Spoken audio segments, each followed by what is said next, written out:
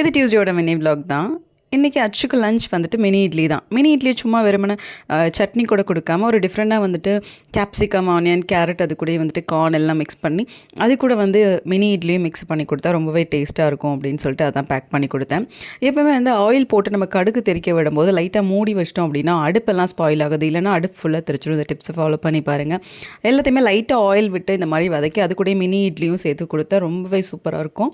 அச்சு வந்து ரொம்ப லைக் பண்ணி சாப்பிடுவான்னு சொல்லிட்டு அது பண்ணி கொடுத்தா ரொம்ப ஹெல்த்தியாகவும் இருக்கும் இந்த மாதிரி கொடுக்கும்போது. மார்னிங் வந்துட்டு பிரேக்ஃபாஸ்ட் வந்துட்டு ஸ்க்ரம்பிள்டு எக் தான் பண்ணி கொடுத்தேன், சிம்பிளாக இருக்கும் அப்படின்னு சொல்லிட்டு. அது கூட கொஞ்சமாக மினி இட்லியும் கொடுத்தேன்.